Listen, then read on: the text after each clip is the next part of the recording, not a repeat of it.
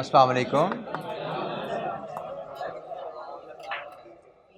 अच्छा जी, decision making के different questions हम देख रहे थे पास्ट पेपर्स में, और उसमें आखिरी डिस्कशन जो हमारी हो रही थी that was on question number 26। Question number 26 में कुछ वर्किंग्स हमने देख ली थी। शायद एक आध वर्किंग जो हमने उस दिन टाइम की कमी की वजह से कवर नहीं कर पाए थे, आपको असाइनमेंट में मार्क की गई थी। तो कोई वर्किंग 26 में कोई इशू है तो पूछिए। क्वेश्चन 26 में कोई इशू है तो पूछिए। क्वेश्चन 26 में कोई वर्किंग जो आप नहीं समझ पाए उस पर बात कीजिए। हमने जो बातें देख ली थी, हमने close operation and rent the premises के रेफरेंस से हमारी इस अमाउंट पे बात हो गई थी। हमने इस एडजस्टमेंट को देख लिया था। हमने प्लांट की सेल पे बात कर ली थी। पेनल्टी पे हमारी बात हो गई थी। हमारी रीलोकेशन पे बात हो गई थी, और इसको भी हमने डिस्कस कर लिया था कि भाई हमने 12 महीने की कॉस्ट यहाँ पे ले ली थी 3 महीने की बजाय। तो that was the only difference जो हमने किया था, बाकी सारी हमारी वैल्यूज़ टैली थी। और हमने कंटिन्यू ऑपरेशंस के रेफरेंस से बात की थी, तो सेल रेवेन्यू गालिबन हमारा हो गया था। Sale proceeds of the plant हमने देख लिया था। परचेज ऑफ मटेरियल पे हमने बात कर ली थी। ये जो 3 वैल्यूज़ हैं, वेरिएबल ओवरहेड, ट्रेनिंग कॉस्ट और लेबर की लर्निंग कर्व के साथ कॉन्ट्रैक्ट लेबर की कॉस्ट, ये 3 वैल्यूज़ आपको असाइनमेंट में दी गई थी। तो इनमें से किसी वैल्यू पे आपको हेल्प चाहिए तो पूछिए भाई। जी बेटा, एनी क्वेश्चन? वेरिएबल ओवरहेड के बारे में हमें कहा गया था कि अगर हमने स्टाफ की ट्रेनिंग ना की तो हमारे वेरिएबल ओवरहेड 5% बढ़ जाएंगे। तो इसकी वर्किंग सिर्फ ये थी कि आपने देखना था 5% ऑफ 9,900 क्या है। क्या है 5% ऑफ 9,900? 495। हमें कहा गया था कि अगर हमने लेबर की ट्रेनिंग ना की तो हमारे वेरिएबल ओवरहेड 495 से बढ़ जाएंगे।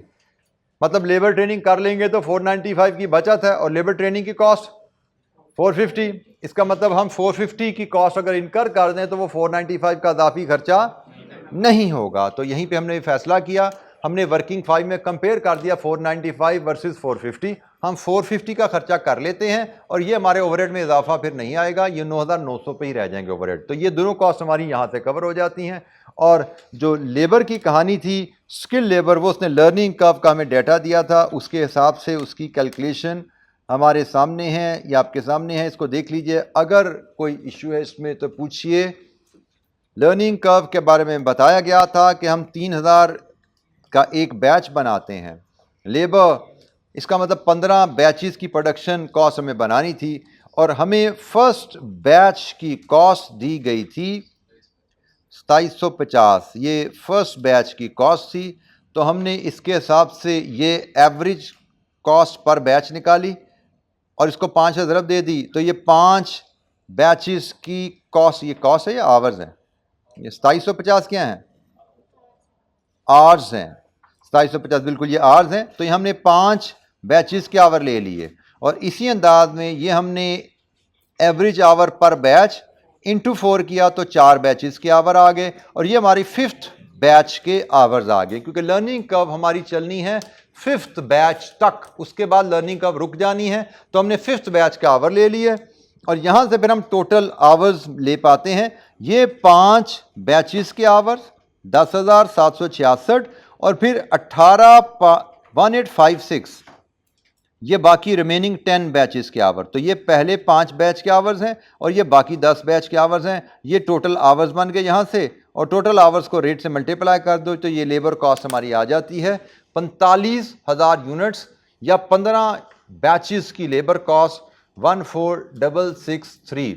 लर्निंग कर्व कॉन्सेप्ट के साथ लेबर कॉस्ट डिटरमिन करना, ये यहाँ से एक सवाल ख़त्म हुआ। अब इसमें बेटा एक चीज़ जो आपको ज़हन में रखनी है कि जब मैंने यहाँ पे 12 महीने की कॉस्ट ली तो यहाँ पे फिर 9 महीने की कॉस्ट भी हमें लेनी थी।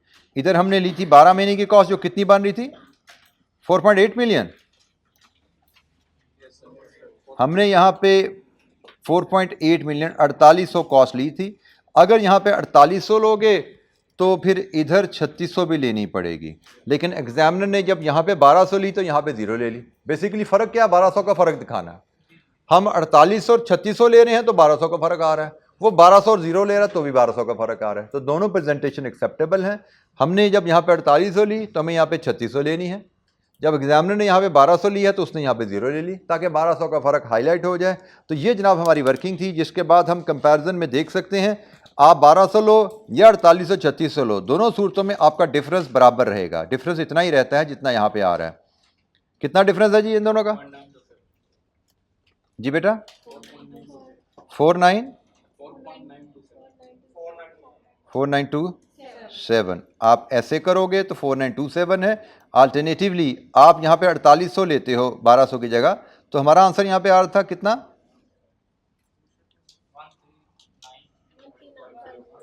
बेटा यहाँ पे मैंने 17550 में से 1200 माइनस करके 4800 ऐड कर दो,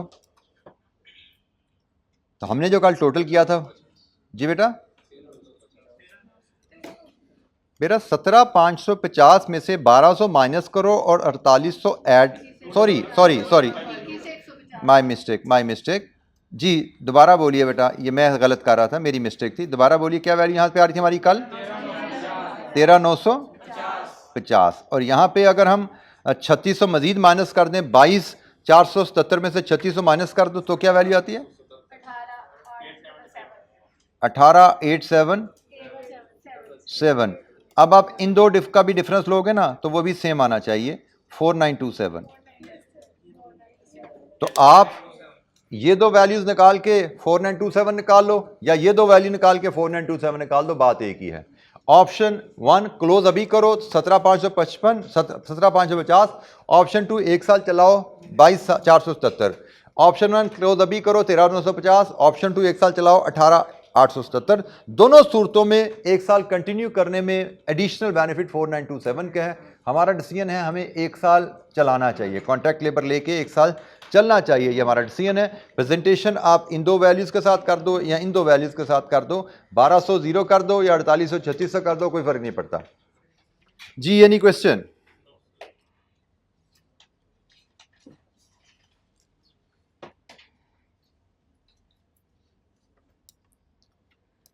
अच्छा जी नेक्स्ट क्वेश्चन हमारे पास है जी 28। क्वेश्चन नंबर 28 पे आइए, देखते हैं जी वो किस नेचर का क्वेश्चन है।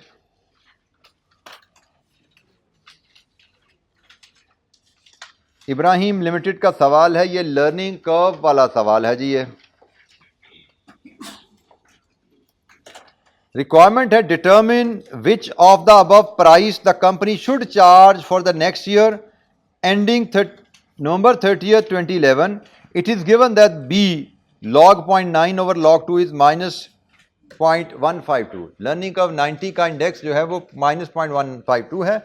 हमसे कहा जा रहा है बताइए अगले साल कंपनी को क्या प्राइस चार्ज करनी चाहिए। लेट्स रीड द क्वेश्चन और फिर देखते हैं फैसला कैसे किया जाएगा प्राइस के ऊपर। Ibrahim limited manufacture the variety of products. It has launch new product in November 2010 and has produced 1000 units in 10 lots या batches up to the year ended 30th November 2010। 30 नवंबर 2010 पे साल खत्म हुआ, नई प्रोडक्ट नवंबर में लॉन्च हुई थी, उसके 1000 यूनिट्स जो 10 बैचेस में बने, 10 लॉट्स में बने, इसका मतलब एक बैच साइज 100 है। 30 नवंबर तक ऑलरेडी बना चुके हो। The variable cost of producing the first lot was as follows। पहले बैच पहली लॉट की variable cost, material, labour and overheads. Fixed manufacturing overheads have been estimated at 1.3 million per annum। Based on past experience, the company expects 90% learning curve ratio to apply on each production lot size of 100 units, and learning curve effect is expected to prevail up to 500 lots। The expected demand of the product for the next year at two different price level is as follows। Price 650 रखो, demand 45,000, price 550 रखो, demand 70,000। लीजिए जी ये दो option है और हमसे पूछा गया सवाल में कंपनी को कौन सी प्राइस स्ट्रेटजी अडॉप्ट करनी चाहिए। जी किस असूल पे प्राइस सिलेक्ट करें हम?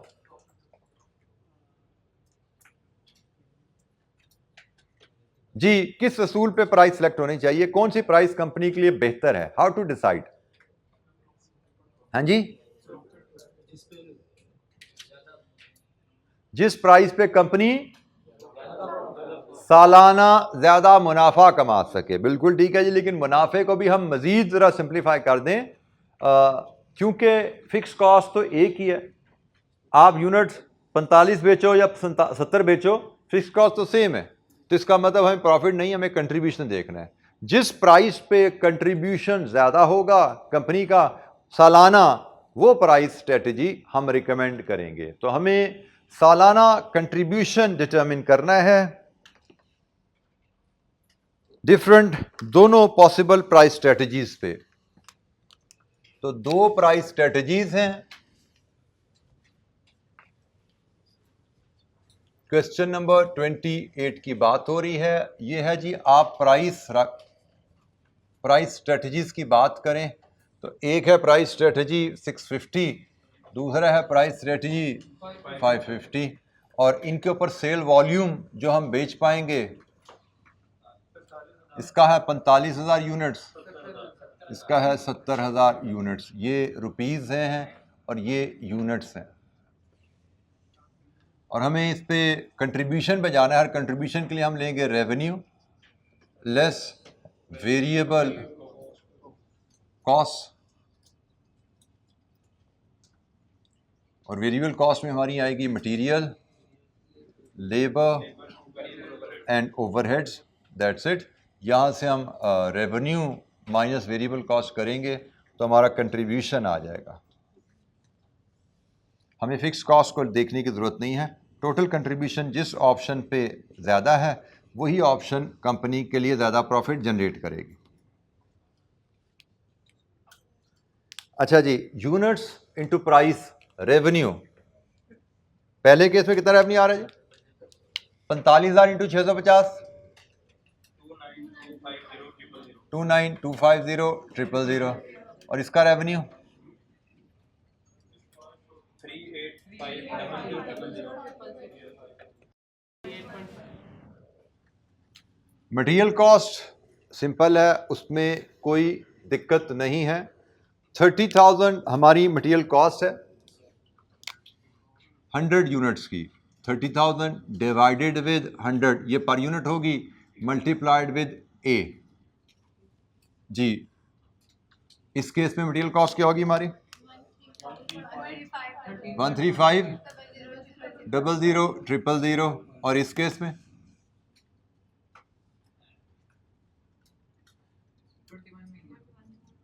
21 मिलियन। ओवरहेड्स 25% ऑफ, ये वेरिएबल ओवरहेड्स हैं, और variable overhead 25% of labour cost है। इसका मतलब हम लेबर कॉस्ट कैलकुलेट कर लें। चलें, हम इसको लेबर को अगर मैं बी कह दूं तो 25% इंटू बी, ये हमारी वेरिएबल ओवरहेड है।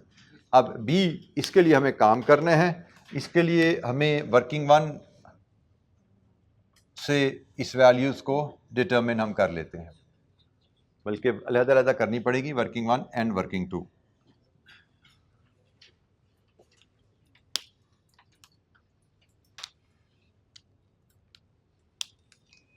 लर्निंग कर्व का कॉन्सेप्ट हम ज़रा रिवाइज करते हैं। वर्किंग वन, हमने लर्निंग कर्व के बारे में बात सीखी थी सबसे पहले कि हमें जो यहाँ पे यूनिट्स बनाने हैं, इस केस में कितने बनाने हैं?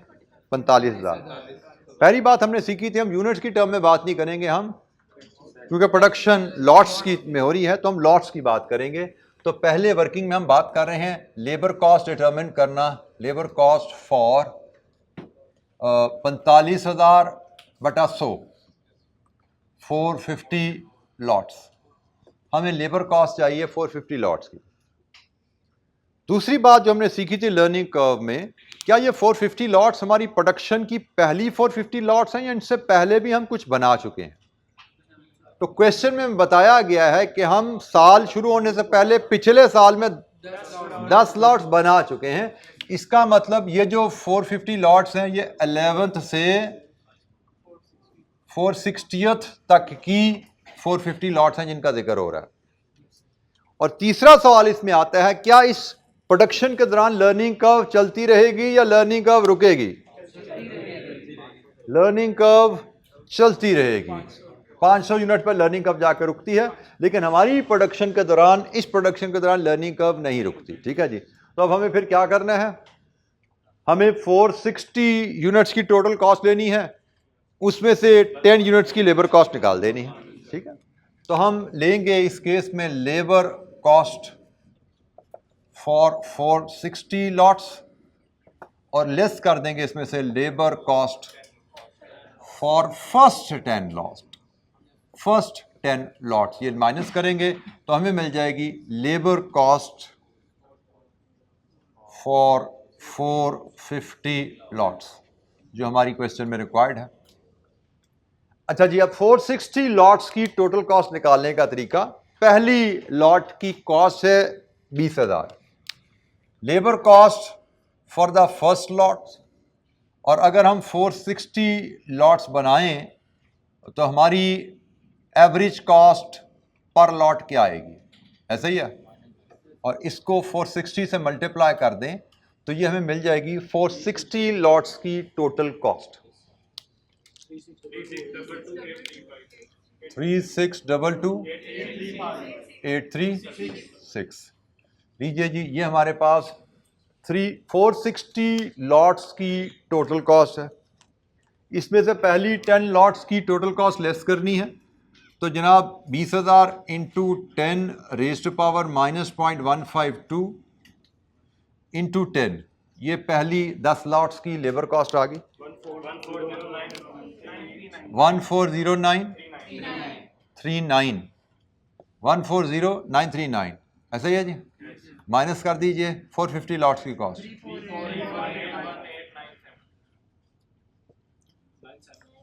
397, 3481,897, ये हमारी लेबर कॉस्ट है 450 लॉट्स की। हम यहाँ पे इसको फीड करेंगे 3481,897 और इसका 25% 870,474। लीजिए जी, वेरिएबल कॉस्ट का सम कीजिए यहाँ पे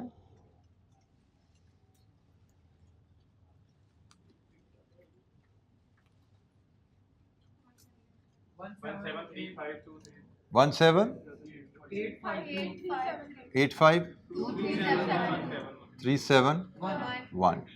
लीजिए जी, revenue minus variable cost is contribution,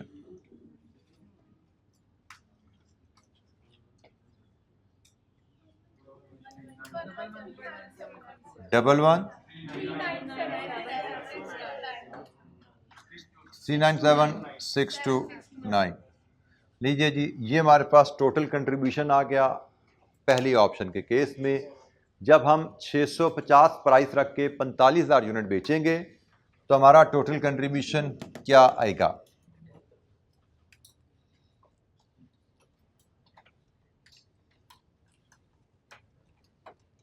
जी बेटा, any question?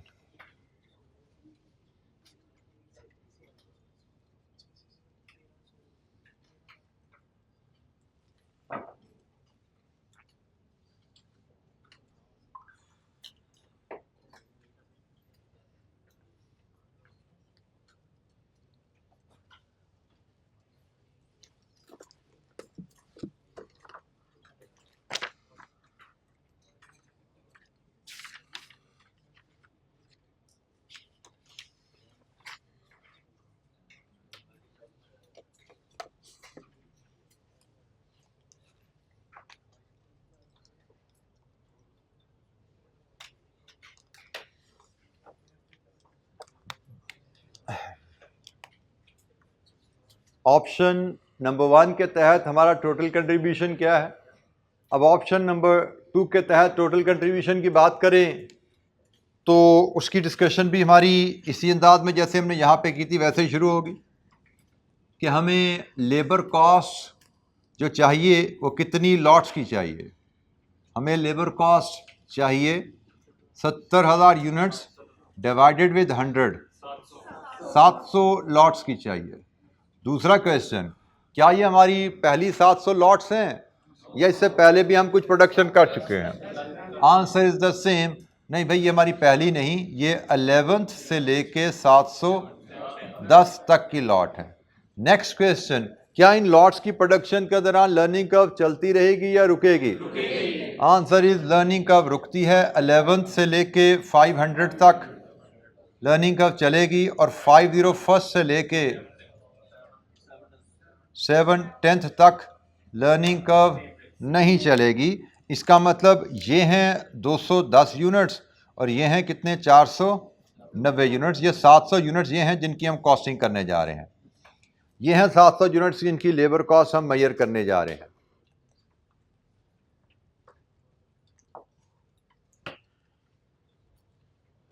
Learning curve concept को अप्लाई करने के लिए ये अंडरस्टैंडिंग आपकी बेसिक है, इसके बाद ही आप काम शुरू कर सकते हैं, इसके बाद ही सही वैल्यूज़ आप डिटरमिन कर सकते हैं। अब जब ये हमने एनालिसिस कर लिया, इसके बाद अब हम देखते हैं 1100 से 500 तक की कॉस्ट लेने का तरीका।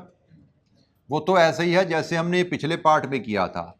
हम पहले 500 की टोटल लेबर कॉस्ट लेंगे, उसमें से 10 की, पहले 10 की लेबर कॉस्ट निकाल देंगे। ठीक है जी, तो हम total labour cost for 500 lots ले लेंगे और इसमें से लेस कर देंगे total labour cost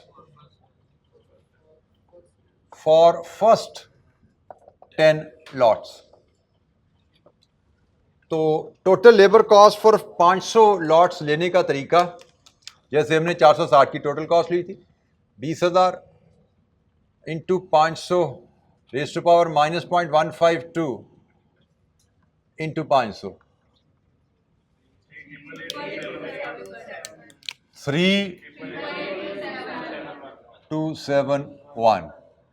cost for the first 10 lots हमने ऑलरेडी वर्किंग वन में कैलकुलेट की हुई है, 140939। लीजिए जी, ये हमारे पास लेबर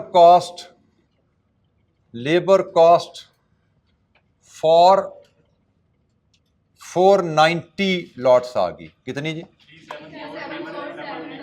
374। ये जो 490 लॉट्स थी इनकी कॉस्ट आ गई हमारे पास। अब हमें बाकी जो 210 लॉट्स बची हैं उनकी लेबर कॉस्ट लेनी है। इसमें हम ऐड करेंगे लेबर कॉस्ट फॉर रिमेनिंग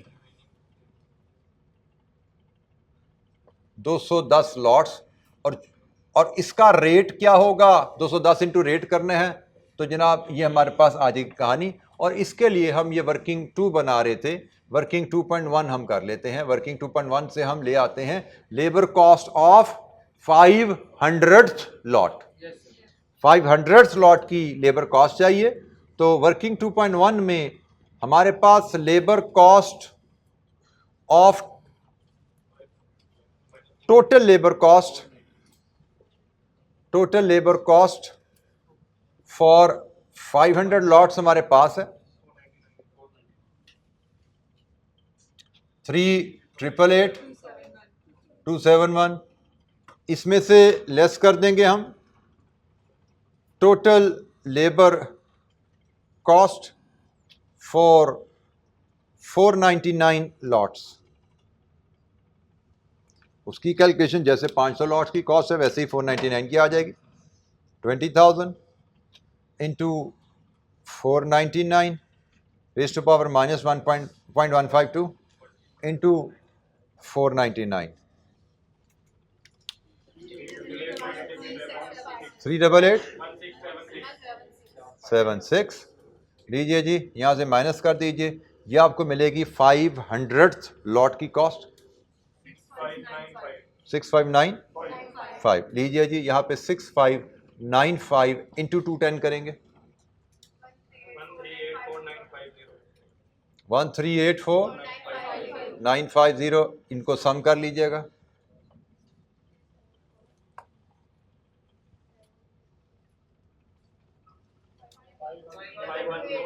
512282 लीजिए जी, ये 490 लॉट्स की लेबर कॉस्ट थी, 10 लॉट्स की लेबर कॉस्ट है, और ये टोटल 700 लॉट्स की लेबर कॉस्ट होगी। 513282 और इसका 25% 128307 लीजिए जी। वेरिएबल कॉस्ट ऑफ सेल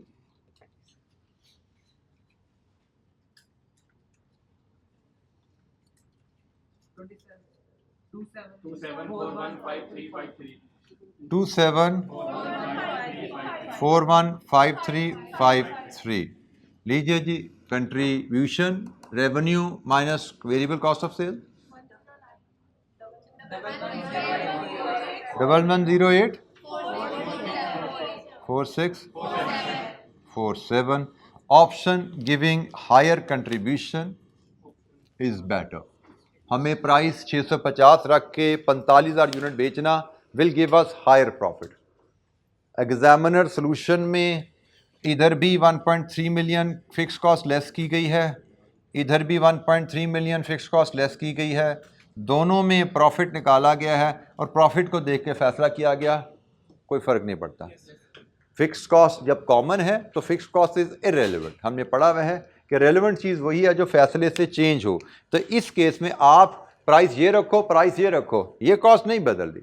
जो कॉस्ट आपकी डिसीजन से बदलती नहीं है वो इररेलेवेंट है। तो इस केस में फिक्स कॉस्ट इररेलेवेंट है, we should not bring it into calculation. तो एग्जामिनर ने डाल दी, आंसर नहीं बदल, डिसीजन नहीं बदला, तो लेकिन मुझे लगता है अननेसेसरी है, उसको नहीं लेना चाहिए। टोटल कंट्रीब्यूशन के ऊपर फैसला यहाँ पे होना चाहिए। हाँ, अगर फिक्स कॉस्ट बदल रही होती, वो कहता है जब 70,000 यूनिट बनाओगे तो एडिशनल डेप्रिसिएशन आएगी या एडिशनल कोई सैलरी के खर्चे आएंगे, तो फिर यस आप फिक्स कॉस्ट को भी ले लेते, शामिल कर लेते, क्योंकि कॉस्ट वही रेलेवेंट है जो दोनों ऑप्शंस में डिफरेंट हो। जो कॉस्ट दोनों ऑप्शन में सेम है वो इरेलेवेंट है। हमें यहीं पे सवाल कंक्लूड कर देने हैं, कंट्रीब्यूशन देखना है, जिस ऑप्शन का कंट्रीब्यूशन ज़्यादा वो रिकमेंड करेंगे।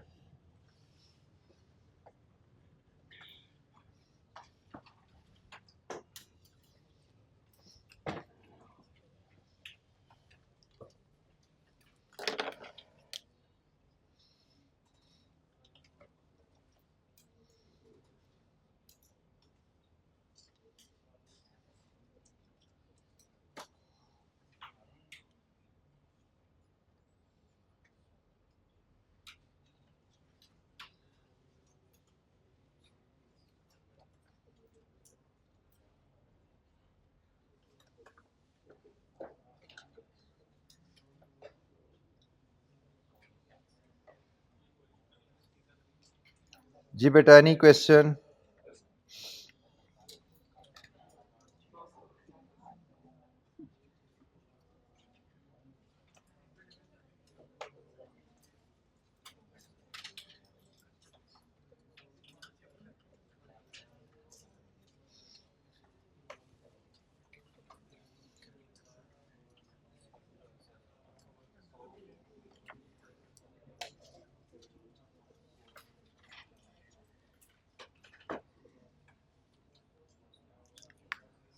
अच्छा जी, ऑटम 24 क्वेश्चन 5, ऑटम 24 का क्वेश्चन 5 देखते हैं जी हम।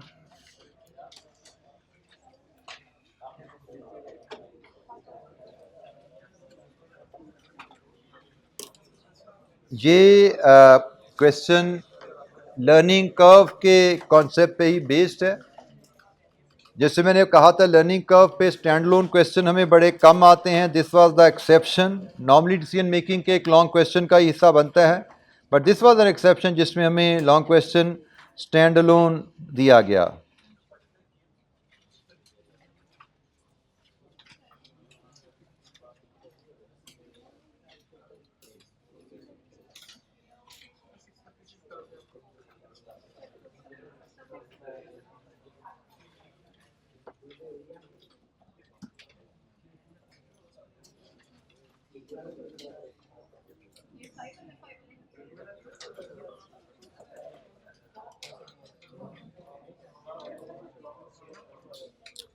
अच्छा जी, क्वेश्चन नंबर 5 को देखते हैं जी। लर्निंग कर्व के एरिया पे सवाल है, रिक्वायरमेंट है determine whether the training identified by HR department would be financially beneficial for this order.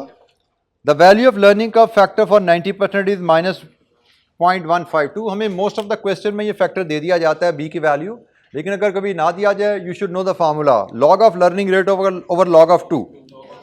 Question में दिया जाता है, ना हो तो डोंट गेट वरीड, हमें पता है फार्मूला वेरी बेसिक। तो हमसे कहा जा रहा है बताइए जो ट्रेनिंग नीड एचआर डिपार्टमेंट ने आइडेंटिफाई की हैं क्या वो फाइनेंशियली फिजिबल हैं। क्वेश्चन पढ़ते हैं और फिर इसके प्रिंसिपल फॉर्मेट पे फैसला करते हैं और कैलकुलेशन परफॉर्म करेंगे। Ahmed manufacturing company AMC has received an order to supply 200 units of a machine for 120,000 each. The estimated cost of producing the first machine is as follows. So हमें 200 units machine का order आया, price उसकी है 1,20,000 और cost of the first machine material, labour, overheads. The labor hours will be subject to 90% learning curve. However, the impact of learning curve will stop after 20th machine. AMC HR department has identified a training program that is expected to prolong the learning curve effect to 25th machine. However, the training would help reduce the material wastage, thereby reducing the overall material cost by 1%. The training would cost 3,50,000. अच्छा जी, ये कहानी उसने दी कि अगर हम staff की training कर दें तो लर्निंग कर्व 20वीं मशीन की जगह 25वीं मशीन तक चली जाएगी। और बात सिर्फ लर्निंग कर्व की नहीं है, हमारी मटेरियल की कॉस्ट में भी 1% कमी आ जाएगी। हमसे पूछा जा रहा है बताइए क्या ये फाइनेंशियली वायबल है कि स्टाफ को ट्रेनिंग कराई जाए। क्या करना चाहिए हमें क्या करना चाहिए इस सवाल में, क्या क्या कैलकुलेशन परफॉर्म करनी है ये फैसला करने के लिए। कौन कौन सी कॉस्ट? Material, labour, overheads. बिल्कुल ठीक है जी, हमें ये 3 कॉस्ट हर 2 ऑप्शन में कैलकुलेट कर लेनी सालाना, मैं सालाना नहीं ऑर्डर की। 200 यूनिट्स हम बनाएं without training, material, labour, overhead की मद में टोटल कॉस्ट क्या बनेगी। 200 यूनिट्स बनाएं with training, material, labour, overhead की मद में टोटल कॉस्ट क्या बनती है। जिस ऑप्शन में टोटल कॉस्ट लीस्ट है वो ऑप्शन हम रिकमेंड करेंगे, विद और without training. So it's a simple straight forward activity. ज़रा मुझे बल्कि आप ही इसको कैलकुलेट करके परफॉर्म करके दे दीजिए, ये क्लास असाइनमेंट के तौर पे कीजिए। मैं फॉर्मेट आपके सामने रख रहा हूँ और आप इसको अभी कैलकुलेट करके मुझे दिखाएंगे। सिंपल क्वेश्चन है,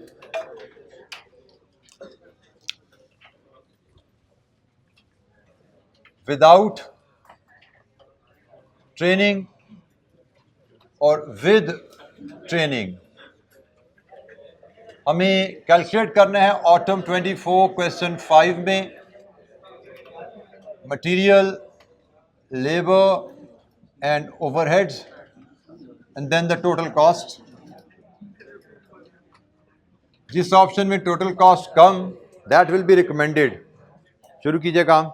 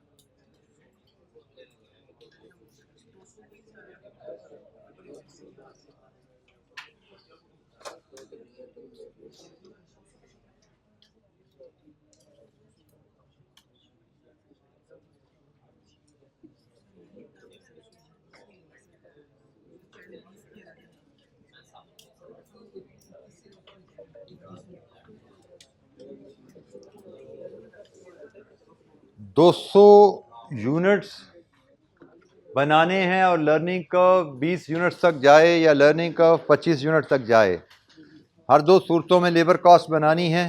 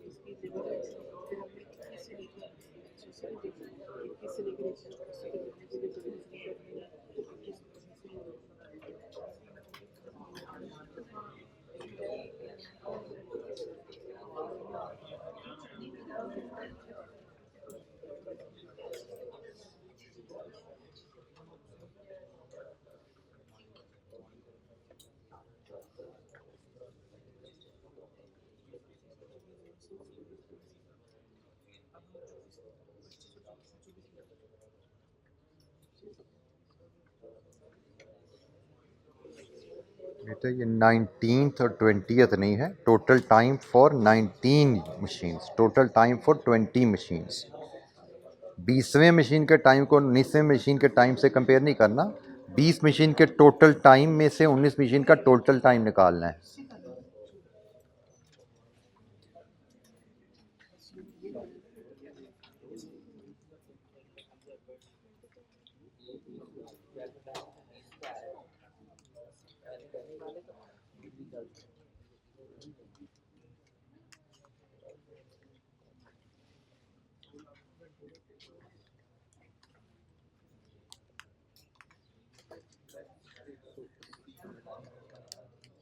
बेटा अगर रुपीज़ इन 1000 कर रहे हैं तो पर लिखिए कि रुपीज़ इन 1000 है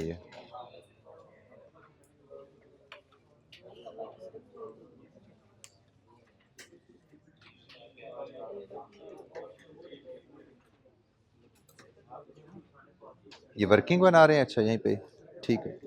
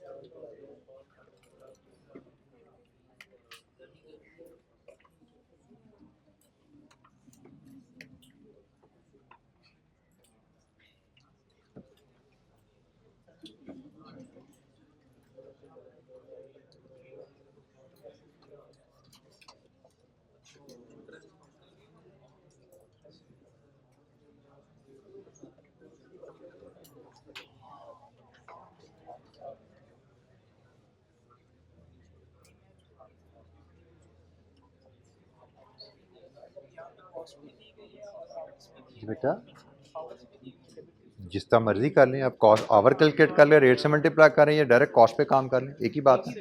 डायरेक्ट कॉस्ट पे कर लें, कोई फर्क नहीं पड़ना चाहिए। आवर्स इनटू रेट कॉस्ट ही तो आनी है।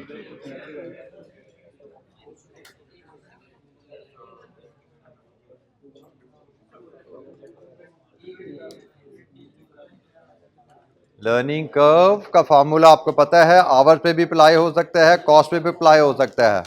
आवर्स पे अप्लाई करेंगे तो मल्टीप्लाइड विद रेट करके कॉस्ट बनानी पड़ती है। कॉस्ट पे डायरेक्ट यूज कर लें तो मल्टीप्लाइड विद रेट की स्टेप बच जाता है।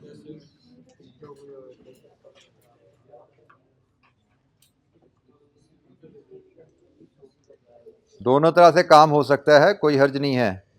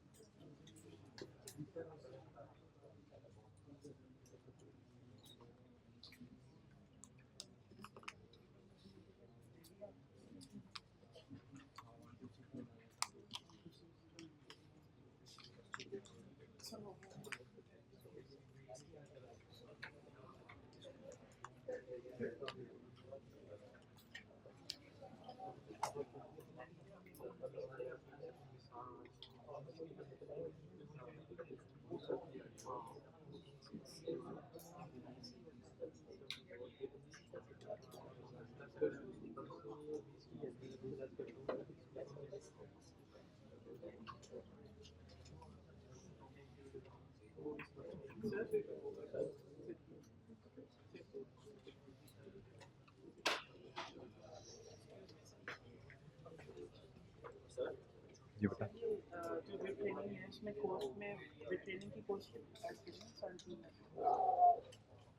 विद ट्रेनिंग में बिल्कुल ऐसा ही है। एक कंपोनेंट यहाँ पे ट्रेनिंग कॉस्ट भी आएगा, बिल्कुल ठीक है, ट्रेनिंग कॉस्ट भी आएगा यहाँ पे।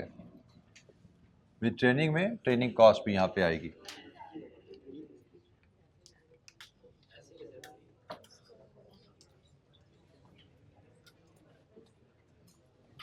बेटा एक जनरल मेरी ऑब्जर्वेशन जो क्लास में है, शायद क्लास में 4, 5, 6 बच्चे हैं जिन्होंने लर्निंग कर्व का कॉन्सेप्ट को रिवाइज करके रिटेन किया हुआ। बाकी मेजॉरिटी ऑफ द स्टूडेंट को लर्निंग कर्व का कॉन्सेप्ट ही नहीं आता, अनफॉर्चुनेटली।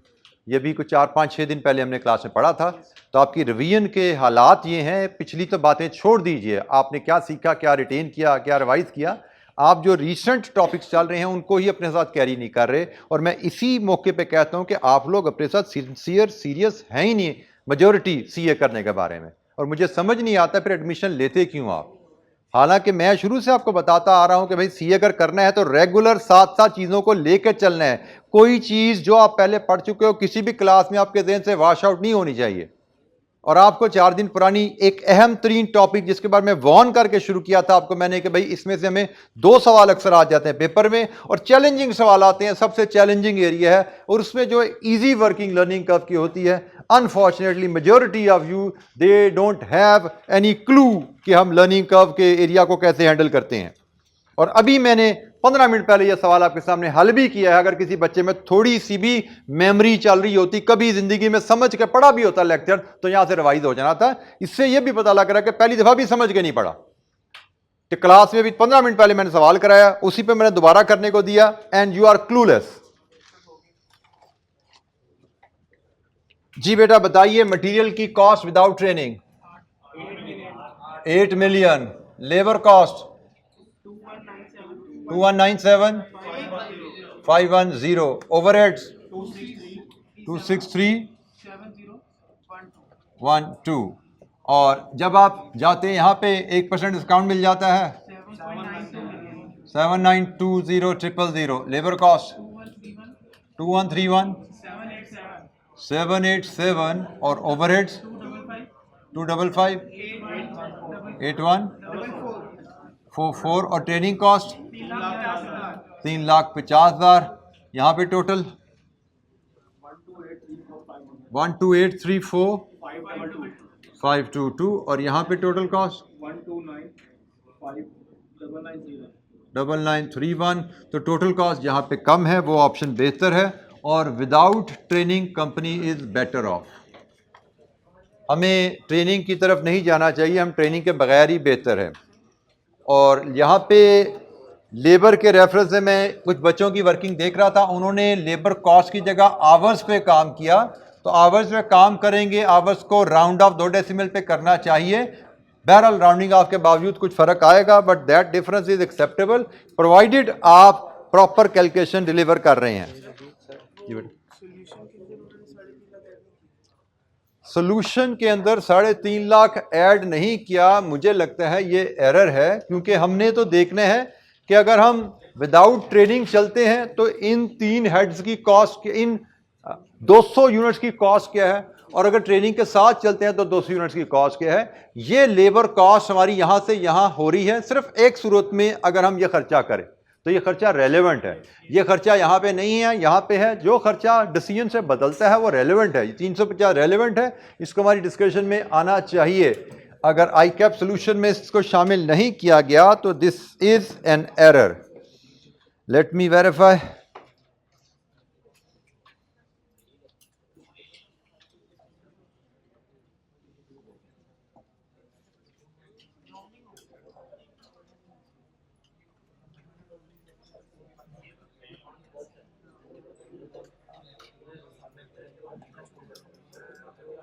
अच्छा नहीं, उन्होंने 3.5 लाख को लिया है, प्रेजेंट डिफरेंटली किया बेटा। उन्होंने 3.5 लाख को लिया है लेकिन उसको उन्होंने डिफरेंटली प्रेजेंट किया है। ये उन्होंने यहाँ पे कंक्लूजन में इसको डाल दिया। उन्होंने कहा जी हमने जो कॉस्ट रिड्यूस की है वो 2,24,000 उसका फायदा है, और ये फायदा लेने के लिए 3,50,000 का हमें खर्चा करना पड़ेगा। तो it is not recommended training करवाएं, ठीक है। हमने उसको कॉस्ट में शामिल कर लिया और हमने यहाँ पे कंपैरिजन करके बता दिया भाई कि विदाउट ट्रेनिंग हमारी कॉस्ट कम है, हमें ट्रेनिंग नहीं करवानी। उन्होंने उस अलहदा आंसर प्रेजेंट डिफरेंटली किया है, but both answer are correct. ये भी फुल नंबर है, ये भी फुल नंबर है, दोनों में नंबर फुल है, कोई वरी की बात नहीं है।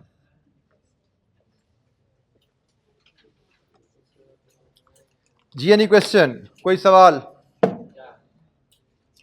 ये प्राइमरली लर्निंग कर्व कॉन्सेप्ट पे बेस करके एक इंडिपेंडेंट क्वेश्चन जो हमें आया एग्जाम में, उसको हमने डिस्कस किया।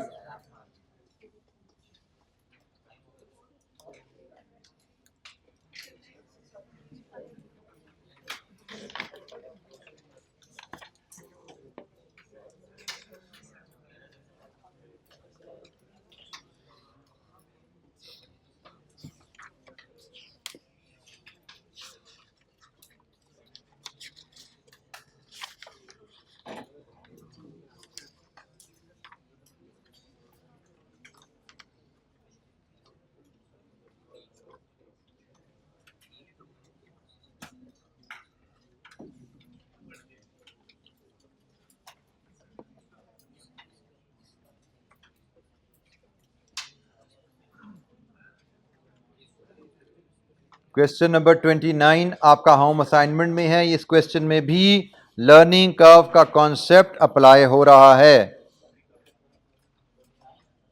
क्वेश्चन नंबर 29 में भी लर्निंग कर्व का कॉन्सेप्ट यूज हो रहा है। इवन क्वेश्चन नंबर 30 भी लर्निंग कर्व इन्वॉल्विंग है। जिन बच्चों का लर्निंग कर्व कॉन्सेप्ट कमजोर है, आइडली तो कॉन्सेप्ट को सीखने के लिए आपको बेसिक इलस्ट्रेशन जो क्लास में सिखाई गई थी वो रिवाइज करनी है, जाके वहां से चीज़ों को सीखिए जो क्लासरूम में आपको सिखाने के लिए। तो रिवीजन के लिए प्रैक्टिस क्वेश्चन हम कर रहे हैं।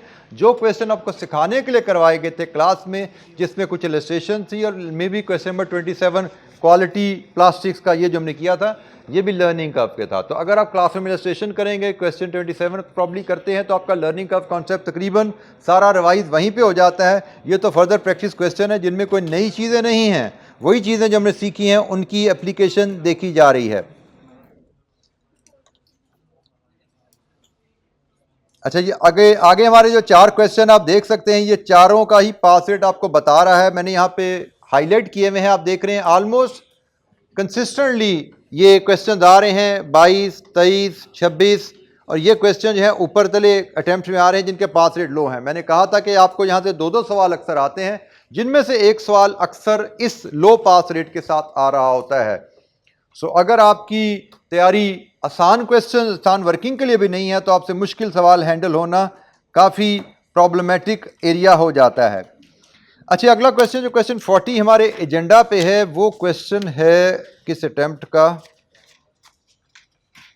ऑटम 23 का क्वेश्चन 8 है। क्वेश्चन नंबर 40 हमारे पास जो एजेंडा है दैट इज ऑटम 23 का क्वेश्चन 8, 40, 41, स्प्रिंग 24, 42, स्प्रिंग 24। अब ये स्प्रिंग 24 के दो क्वेश्चन यहाँ पे आपके सामने आ रहे हैं। ये दोनों क्वेश्चन स्प्रिंग 24 के हैं। आप इधर से देख सकते हो कि ये एरिया आपको कितना चैलेंज देने पे आ सकता है। दो सवाल एक ही टाइप में आए हुए हैं, एक का पास रेट 11 है, एक का पास रेट 3 है। अकॉर्डिंगली स्प्रिंग 24 का पास रेट ओवरऑल भी शायद आईकैप का भी लो आया होगा, क्योंकि दो क्वेश्चन यहाँ से इतने चैलेंजिंग आए। और इसके बाद क्वेश्चन नंबर 43 है, माशाल्लाह ये भी स्प्रिंग 24 है। 3 क्वेश्चन ये आपके 1, 2, 3, ये तीनों क्वेश्चन एक अटेम्प्ट में स्प्रिंग 24 में आपको आए हुए हैं। और ये एक एक्सेप्शनल अटेम्प्ट थी जिसमें हालात इतने बिगड़ गए। और अगर हम देखें इस पेपर का स्प्रिंग 24 का पास रेट, मेरा दिल चाह रहा था रिमाइंड करूं दोबारा को, ज़्यादा ख़तरनाक पास रेट तो नहीं था इसका।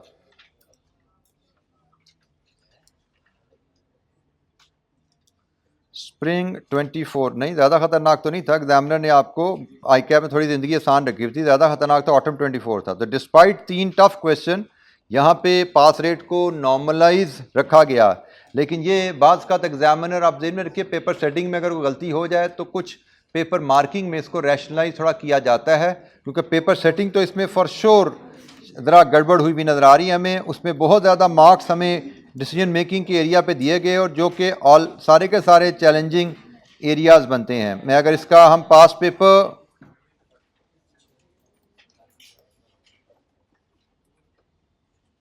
एनालिसिस देखते हैं तो ये जनाब स्प्रिंग 24 35 मार्क्स ये जो आ रहे हैं, ये हमारे 3 क्वेश्चन हैं जो यहाँ पे आए हैं।